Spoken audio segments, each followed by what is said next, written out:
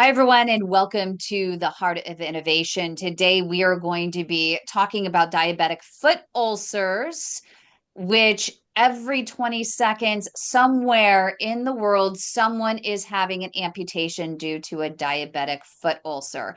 We have an expert with us here today. He's a podiatrist, Dr. Mark Hinkes. We're going to get to him in just a moment. But first, I want to introduce my co host, Dr. John Phillips. Hi, Dr. John. Miss Kimberly, happy Saturday. I hope you're doing well. It's cold. It's winter here, and I need some warm weather. We just had a snowstorm, so yeah, it's all good. This is a timely conversation. I just this last week did an angiogram on a gentleman who had a diabetic foot ulcer, and not everybody that has a diabetic foot ulcer has peripheral arterial disease. In the sense, this gentleman had pristine arteries going to his toe. He had an ulcer from diabetes that was not related to lack of plumbing. And so I'm interested to hear Dr. Hinkes's thoughts on what's the latest and greatest way to treat these. This gentleman here, thankfully, the bone is not infected, so hopefully they can treat it with antibiotics. But yeah, they're difficult to deal with, and as you said, high rate of amputation. And the American Diabetes Association says that 85% of these are actually the amputations related to them are actually preventable. And but there are ones that are not. So we're going to get into exactly what a diabetic foot ulcer is and how it could lead to amputation. And of course, some of the latest and greatest in tools and techniques that could probably prevent an amputation caused by a diabetic foot ulcer, and maybe tools and techniques that can prevent the DFUs or diabetic foot ulcers themselves. But first, I think it's time for a moment of inspiration. This is a simple one from Mahatma Gandhi, and it speaks to the notion that you've got to be your own motivator, and change, begins with you. And he's quoted as saying, "Be the change you wish to see in the world." A lot of us, there's a lot going on right now, and you got to look, I think, within to create change, and then that change can potentially affect somebody else's life. And again, just being positive. And then we talk about what we do as physicians and what you do as patient advocate, and it's kind of a selfless task a lot of times. And it goes without saying that you're greatly appreciated, and just it's a gift being able to do this, and it's a gift to be able to talk to you, Kimberly, and have these conversations that we're lucky to record and share with others. So And I looking think forward that to that's the perfect quote for this because as a practitioner of medicine, you practice medicine. The answer is not always right in front of you. Sometimes you have to create it. Sometimes you need to create the new tool, the new technique, and then create the evidence to prove those tools and techniques. And I think that that's what also our guest, Dr. Mark Hinkes, a podiatrist who is tackling these DFUs, these diabetic foot ulcers, and trying to prevent amputation is trying to do. He's saying, gosh, there's too many of these out there, right, Dr. Hinkes? I got to create the change that I want to see. I got to help create the answers and help be a part of that solution. Right. Well, first of all, let me say thank you to John and Kym for the privilege to meet with you this evening, or is today, Saturday. And yeah, one of the things that my career has spanned was working in the VA hospital system in two different VAs for 20 years. During that time, I was the chairman of the amputation prevention program called Preservation, Amputation, Care, and Treatment, PAC program. That program is a government program that says, find people that have had lost a leg and keep them from losing the second leg. Well, anybody that knows about the statistics knows that that's probably a loser. Once somebody is, 38% of the people who lose a leg are going to lose the other leg in 3 years, and close to 70% of the people who lose a leg will not survive 5 years. So I took a different tact on this. I said, look, let's keep people from losing the first leg. Then we don't have to worry about the second leg. So I got into this mindset about predict and prevent. And so let me just say, when a patient comes like to your office, John, or any primary care provider's office, what do we know about their risk factors for developing a foot ulcer? Not very much. We might know they're type 1, type 2, type 3, or gestational diabetes, have gestational diabetes. But other than that, we really don't know their risk factors. And so inevitably what happens is people who have risks that we haven't identified, whether they be neurological, vascular, or a deformity of bone, soft tissue, or nail, these people are going to become the tragedies of the future. And we've been doing this for so long one way that it's hard to break the pattern. But I'm going to suggest that we should be handling people with diabetes in a completely different way. And that is every person with diabetes and pre-diabetes should undergo a screening, a preventive screening on a yearly basis that is consistent with the literature of a comprehensive diabetic foot exam combined with the risk stratification of the International Working Group on the diabetic foot. In this way, we get a lot of information quickly. We will know each patient's modifiable and non-modifiable risk factors, those that can be attended to by a foot care specialist, a podiatrist, or dermatologist, or orthopedist, because podiatry isn't everywhere.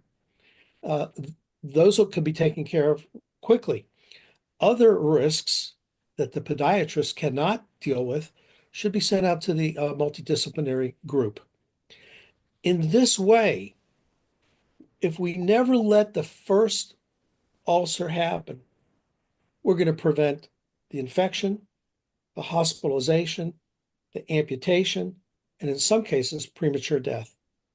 And that all sounds great, but coming up right here on the Heart of Innovation, how practical is it? Very practical, very practical.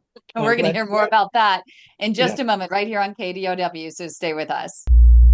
How many procedures are you willing to go through? Is it worth going through that many, or would you rather just cut the thing off? That's funny. Was it worth it? Oh yeah, I have my leg, man. Amputation should absolutely, positively, 100% never be a first-line treatment. What an incredible operation, what an incredible lab you have here. Without a doubt, we're underdiagnosing peripheral arterial disease. It has not gotten the attention that it should because it is a killing disease, it is a disabling disease, and most importantly, it's a disease that we now have great treatments for. Okay, let's go to the next one. They were going to amputate it, and I needed to consult with my family. Did I want it off here or here? You're just shocked. It's scary. I don't even know how to explain it. You're 42 years old. We're waiting till people are at the end of the spectrum and almost beyond hope. There is good care available here. Closed minds are what we have to get rid of. Welcome back, everybody. Thanks for joining us.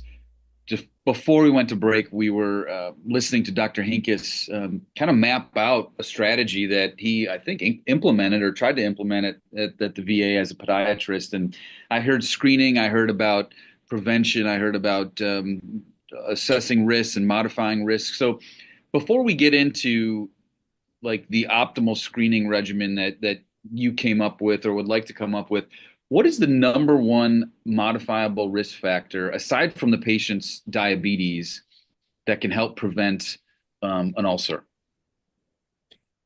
That has to be the deformities of the foot, which are bone, soft tissue, and nail. Those deformities interact in the neuropathic dysvascular foot to cause mechanical trauma. Ulcers are triggered by three types of trauma. In the patient that has some degree of PAD, some degree of sensory, motor, or autonomic neuropathy, we have a event, a triggering event that happens. The ulcer just doesn't pop out by itself. There has to be a triggering event, and that triggering event is mechanical, chemical, or thermal trauma. Mechanical trauma can be one of 1,000 things, but normally it's a bony prominence that rubs against the shoe, either on the toe, on the tip, top, or between the toes, or on the bottom of the foot. And this will cause a mechanical trauma. This will cause insult to the tissues and result in an ulcer. Cold or heat can also be a triggering event, as well as chemical trauma, which comes from using those wonderful preparations you can get in the drugstore for treating ingrown toenails, warts, and whatever else they say. No diabetic person should ever touch that stuff. Now, I want to go back to something you said, John, because this is really interesting. I went ahead and did a 5-year research project, and it wasn't with the IRB, it was me. I wanted just to see what would happen if I did this. And so what I did was I went to the literature and I used the information from the comprehensive diabetic foot exam combined with the International Working Group. And I did a 5-year study.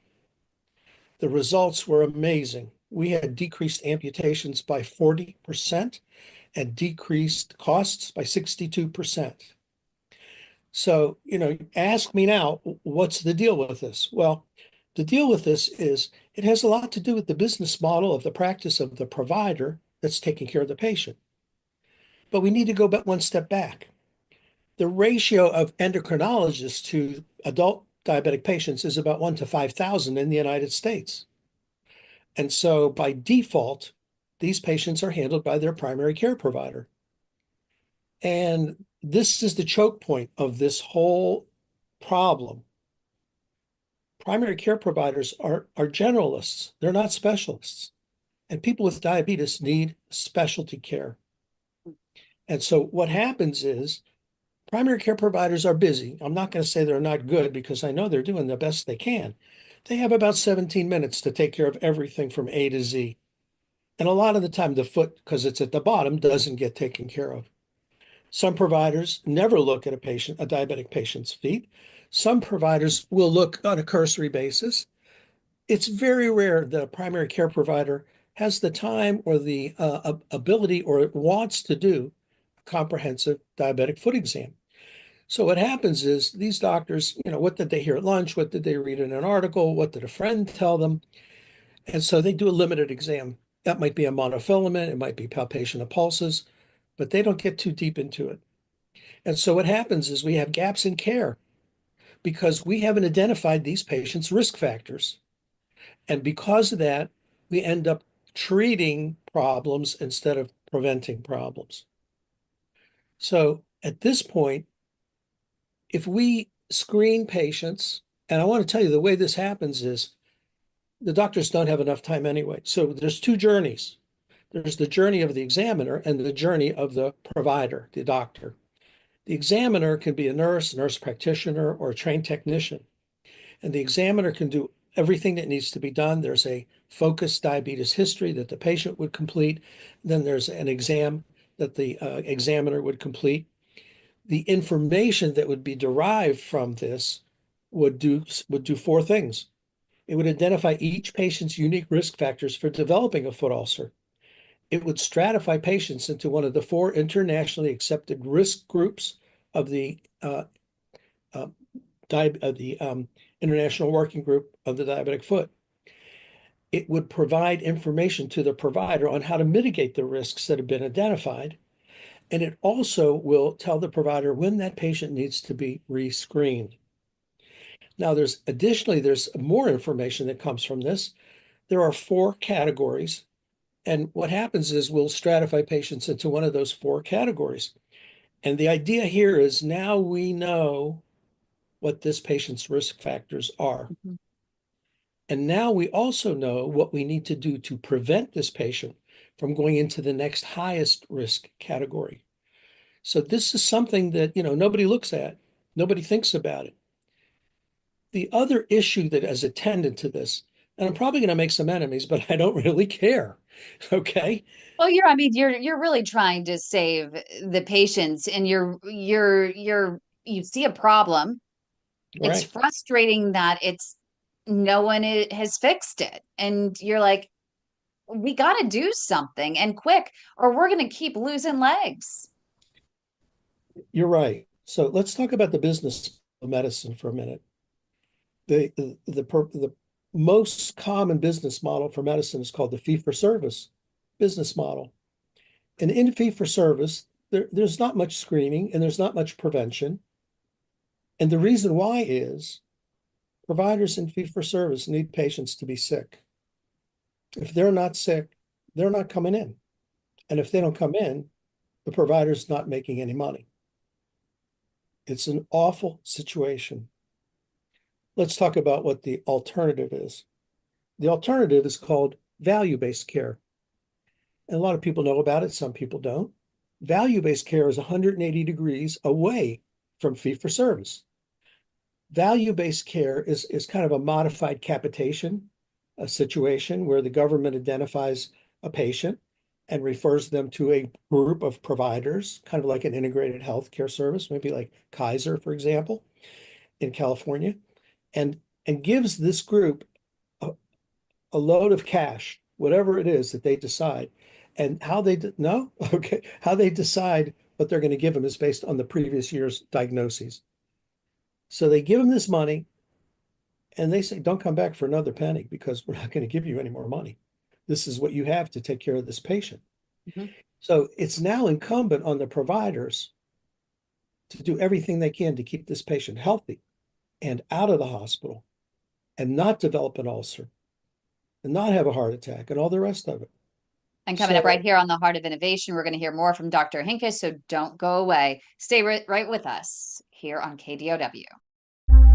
Your type of condition is called critical limb ischemia. It's the most advanced form of PAD or peripheral arterial disease. Every 4 minutes, there is an amputation in this country due to PAD and diabetes. We also know that 85% of these amputations are preventable with early intervention. It's a flip of the coin. Patient prognosis is tied to whether or not they are referred to a true expert in the management of peripheral arterial disease. Do you know if your physician is an experienced CLI operator? When you're in the hospital dealing with doctors and stuff, you figure they know what they're talking about. The skill level varies doctor from doctor and hospital to hospital. Patients with limb threat are in constant fear. The depression that someone experiences after they lose a limb is equivalent to those of losing their spouse of 40 years. I was stuck in a wheelchair close to 2 years and my husband had to quit work. I didn't know what to do at this point because we had nothing but infections and hospital stays and infections and hospital stays. And they took one toe, another toe, and then it was another toe, and then half his foot before he was even diagnosed with PAD. And all I heard was, "What are we doing here? Just cut it off." And I pulled the curtain back like, "Are you kidding me?" Do you really want to go through all that? That's crazy. That's insane. The protocol is to send them to amputation. Always, always, always get multiple opinions. We do have options. We need to listen more to our patients. If you're going to chop off their leg anyway, why not just let someone else try? This is the progression. First comes the wounds, and then comes an amputation. And I wasn't going to accept that. So that's what it's like to try to save a leg.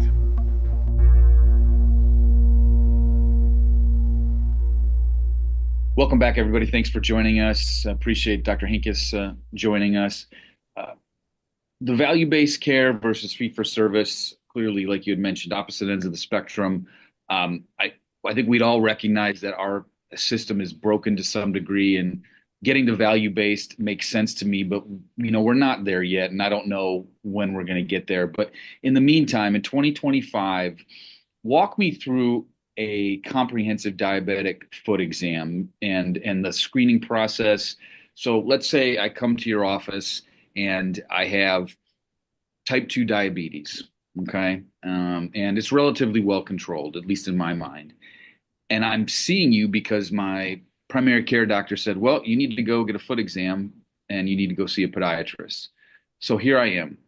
Walk me through this process, because I think one of the things that I have picked up on in the 10 plus years that I've been doing this, and again, I'm a plumber, but I've seen enough people come in my office who have ulcers that don't have good, they're wearing flip-flops. They don't have socks on sometimes. Their shoes don't fit right. And these are kind of no-brainers to me, but yet they're not. And I think that's where we're missing out. So educate me, educate our audience at this kind of initial visit, if you don't mind. Thanks, John. It's a very good question. First of all, I want to say that we are fortunate in the United States that we have these fabulous people called diabetes educators. They call them certified diabetes care and educators. And I would encourage every patient, every person who's diabetic as well as pre-diabetic, to have a diabetes educator in their posse of providers who are helping them with their health. And you can't get enough education.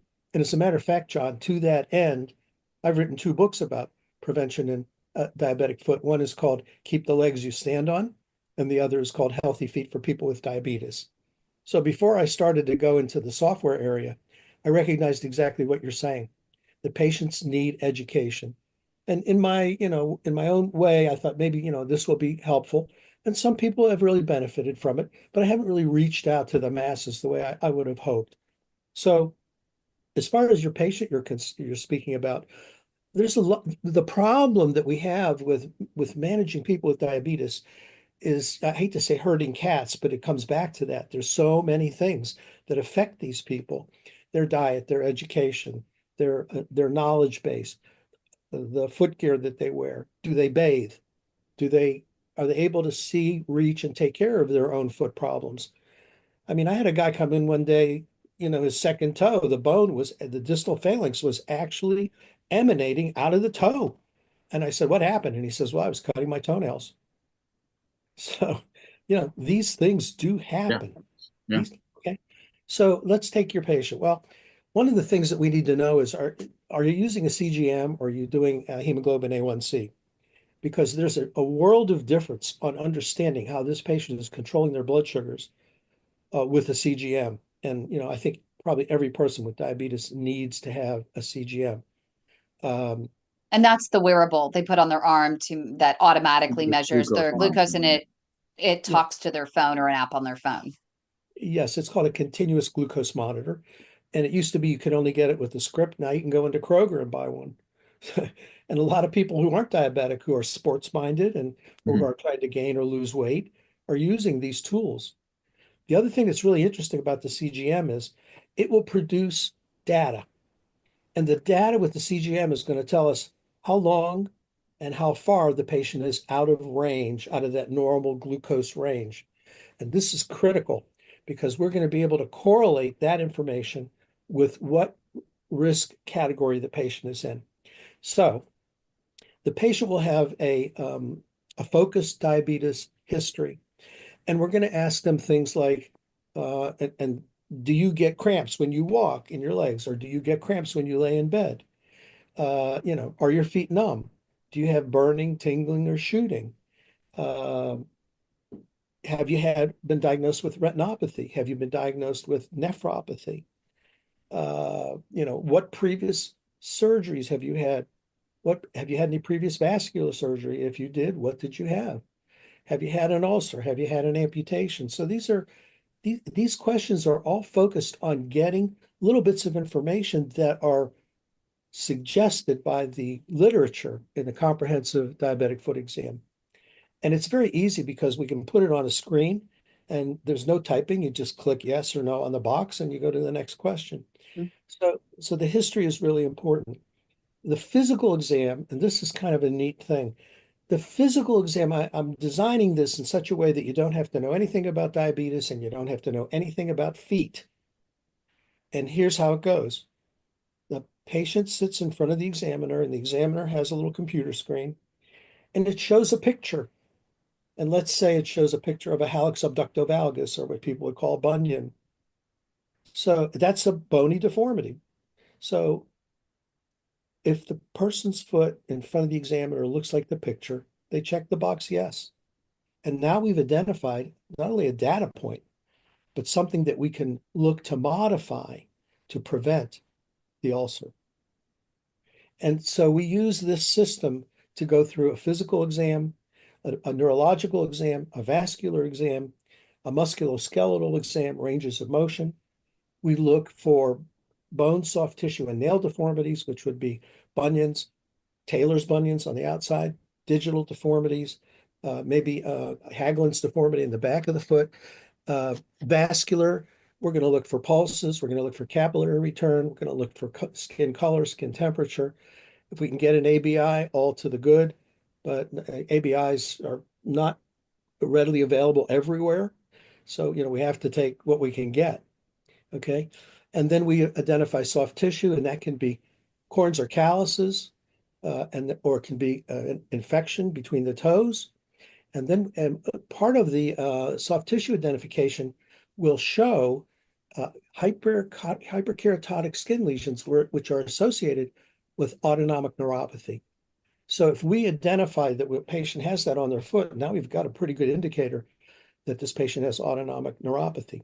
And it sounds like it is a lot for a primary care doctor to unpack there and to handle in one 15-minute, 17-minute appointment, however long or short it might be. So coming up right here on the Heart of Innovation, we're going to find out who is going to be doing this and when for these diabetic patients. So stay with us right here on KDOW. Don't go away. I think about this patient a lot still. I had a patient in a very underserved community. She had a minority background. She was still working well into her early 70s, working regularly. And she was, matriarch for her household. She was she was helping support her children and grandchildren. She had a really independent, successful career, but she had a lot of accumulating risk factors. And it was a real challenge because she had to commit so much of her life and time to her family and to her work, which was very important for her family still, that she was letting these really important risk factors slip. She had really advanced diabetes that had been unmanaged for a long time. Her kidney function was starting really to progressively fail. And, it was one of those stories where every time I saw her, we sat down and we had a heart-to-heart that, we're moving in the wrong direction, and we got to figure out how to get you, some more healthcare help to get control of these major comorbidities. And she developed a wound on her toe, which we kind of knew was coming. We revascularized her. 6 months later, the wound reappeared after it healed. We revascularized her again, and it became this cycle just of, a little bit of just, watching a close family or friends kind of pathway kind of slip away. Soon her kidney function failed enough that she had to go on dialysis. She had some heart failure symptoms. I spent a lot of time with her family. I'd see her at least twice a month, if not more. And, in the end, we were able to save her limb. We were able to get a lot of her comorbidities under control. But, she still was just left with this, part of her life where she should be celebrating all the success of building a family and supporting a family, and is distracted by all these mounting healthcare concerns. And so, I think that the learning part of this was important to me because, we as physicians are, unfortunately, it's like, you go to a farm and you watch the chickens walk around, and it's hard to pay attention to individual chickens because there's just so many chickens coming through the door. Like, we just get stuck in this world that a patient is a 15-minute visit and, if needed, a phone call later. And this was one where you can tell that this patient could have benefited from some real dedicated healthcare specialists that branch all specialties, not just, an interventional cardiologist or vascular specialist, but herding other specialties together, communicating. It just showed you where our system continues to let us down. And so I think about that a lot, and a lot of the stuff that we've been working on recently. And, I have guilt about the fact that we're really good at naming and pointing out problems, and we're not as good at actually offering solutions for those problems. And this patient always reminds me why we need to extend what we're doing to that next step, which is get into that patient's back, into their neighborhood and make a difference, not just, write a paper and publish it in a journal. And so anyways, I think about that patient a lot. And I think for me, it was really good training in the social areas of medicine that we don't get enough background in medical school. And I appreciate you asking for me to share that. Welcome back, everybody. So let's continue, Mark, if we can, the process of this exam, because as we were talking during the break, it's really important to, garbage in is garbage out. So if you don't have appropriate data on these patients, it's going to lead to misdiagnoses, but ultimately, if I understand it correctly, this data is being placed in their medical record. It's being mined or will be mined to help reduce, or from a predictive standpoint, AI most likely. So you were just saying like you have to have the right data is needed for these patients, which ultimately this exam, it sounds like it takes a bit of time, right? And so how do you manage or balance the need for data and limited time for the primary care physician or whomever might be doing this exam? It's a really good question, John. Thank you. You'll notice that I said there are two journeys. There's the examiner journey and the provider journey. The examiner does their thing. A alert comes to the provider with the information. And so all the provider really has to do is look at the information and decide how they want to react to it. So this is designed specifically so that we maximize the user, the examiner, and we don't involve the provider very much at all. Now, I want to speak to what we are just talking about. My real concern, over and above that we get these people examined, is what's going to happen is that if we don't have legitimate data as defined by the literature, what's going to go into the electronic health record is not going to be valid. And this is what's being used to create the machine learning, to nurture the artificial intelligence, which will then give predictive analytics and personalized medicine. It's going to all be wrong because the data that supports it isn't valid. So people that are in population health need to really take a look at this and be careful about how the data is collected and what's in there. Now, there are plenty of people that never get a foot exam when they come to their primary care doctor. What kind of data is going to be in their medical record? Right. That's actually what's really scary. You bring up such a good point. I mean, how do you teach AI about something, and how is AI supposed to be making, which is allegedly the future, medical decisions for people? I just had a doctor on LinkedIn that was so excited that AI was able to diagnose a skin cancer on his daughter or something like that. Well, that's fine and dandy, and he was all excited about the future.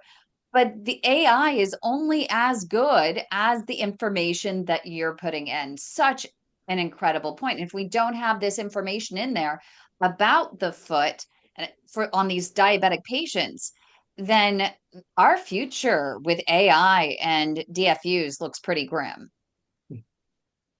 Yeah. I think there's something else that's really important here. We need to be able to predict and prevent. I'm saying it again. We need to be able to predict and prevent because we're spending worldwide, we're spending over $1 trillion on diabetes. And we don't have to. I believe that if we do what I'm suggesting, the number of ulcers will drop precipitously, as will the number of amputations. But there's a money aspect in this. There are people that don't want to see this happen. But I also want to bring up the fact, but why? Medicare, because it's a business deal. Pharmaceutical companies, medical device companies, these people, hospital chains, they'll lose a fortune if we if we prevent these foot ulcers. That's sad. Okay. So I forgot what I was going to say now. Sorry. No, it's fine. But that was an important point. Well, as you get that thought back, is there any ability to bring this to the patient and allow the patient to, with a smartphone and take a picture, scan their foot or anything like that? Is that technology out there or being developed, It is available. It is available. And you have to kind of decide how you want to approach the problem. Mm-hmm. My vision of approaching this problem is data, because data is what's going to control medicine. It's already starting to control medicine. So I know what I was going to tell you now. Medicare pays for 27 different preventive screenings. I looked it up the other day. Triple A's, exams, pap smears, guys get the fickle finger, there's a lot of screening that gets done. Yeah. This is a perfect, I like to say it's a chronic but manageable preventive disease. We will come to our senses eventually. Let me share with you what they're doing in India. This is amazing. They just started a program. They recruited 121 hospitals, 3,000 physicians and 19,000 supporting staff to do nothing but screen feet. India has come to the realization that it's smarter to screen than it is to treat. Yep. Yeah. I agree with that. I think that so much could be saved. I mean, and especially the unconscionable suffering of these patients once they do get these ulcers that never seem to go away. It's just a vicious cycle once you have that ulcer, and it's years sometimes before they can even get these wounds healed, if at all. You know, the ulcer is a demonstration of how much the body has declined. Yeah. It's the iceberg, tip of the iceberg. Outward show of this body is in big trouble.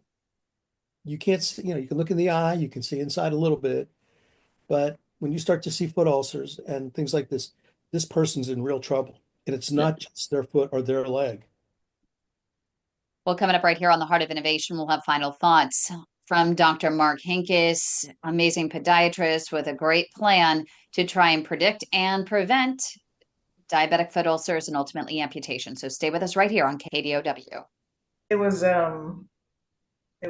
like death was right there. That's how you feel when your abdominal aorta blocks up 100% in both your iliacs.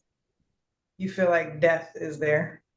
So you saw a video by Dr. Anita Dua, who is an expert in walking. She's a vascular surgeon out of Mass General in Boston, Massachusetts, actually where you are right now. And tell us about what was going on and going through your mind and the symptoms you were experiencing before you watched that video and what happened after. I thought y'all were crazy. Why? I thought y'all Why lost your crazy? mind. There's no way you're supposed to put yourself through that pain. And it's an awful pain. Your mind tells you there's just stop because I'm going to hurt myself. That's what you think. Yeah, and then what happened once you started? Did you have to do a lot with your mind to get yourself in the right mindset in order to go out there that first time and push through? I did. I was actually laying in the bed smoking a cigarette, watching the video with you and Dr. Dua and the other doctors. And when I seen her face, how she said that it's not a matter of when or if you will lose your limbs if you keep smoking. It's only a question of when, and that you have to walk. And she explained the bucket, and that's where I was. I was in the bucket. I was past the bucket. I was going in the grave, and she made it better. So I spit out my cigarette that day. I got up. I went to the beach, and I could only penguin walk at that time. So I could get maybe 20 steps penguin walking. Oh. And I would just go and I'd scream and cry and walk it out. And then it just got better and better and better and better. 30 days. I went at it every day for 30 days straight. And that's when I told myself, if it doesn't get better, I'll go ahead and file for disability. And you're working now. You're back working full time. 3 years later now. Well, congratulations. Welcome back, everybody.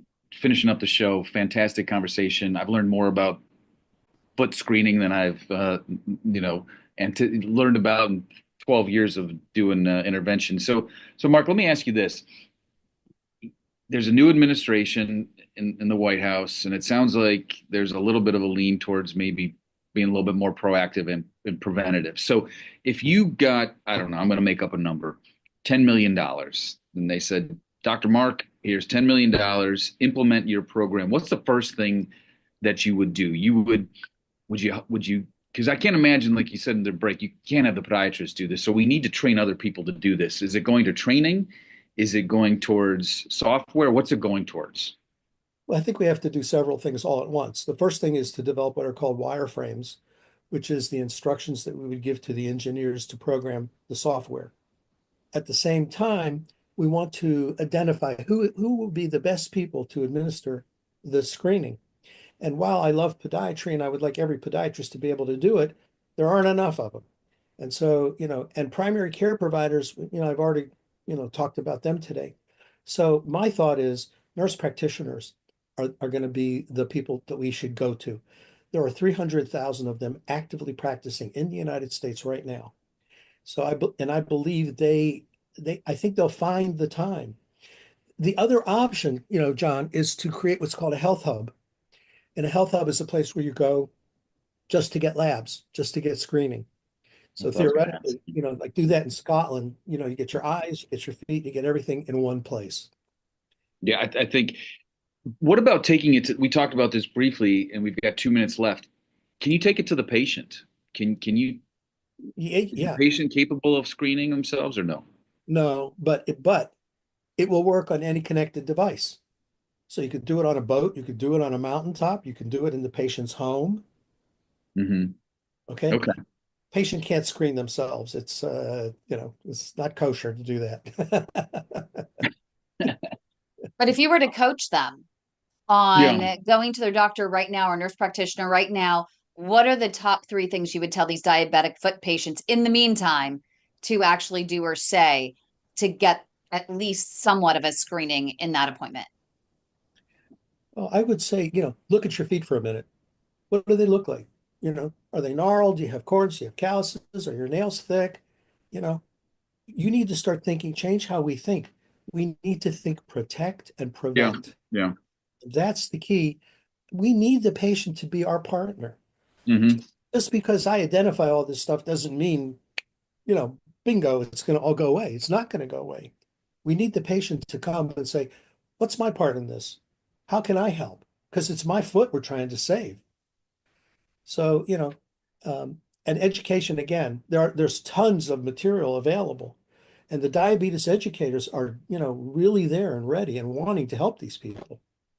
Fantastic. Well, thank you so much, Dr. Mark Hinkes. We really appreciate you. Hopefully we can get this screening program underway and we can get those nurse practitioners, with so many of them out there and all the diabetes educators out there, to be able to implement your program and hopefully prevent and protect. And also at the beginning, predict, prevent, and protect. So thank you so much, Dr. Hinkes. We appreciate you joining us. Appreciate it. Fantastic. My pleasure.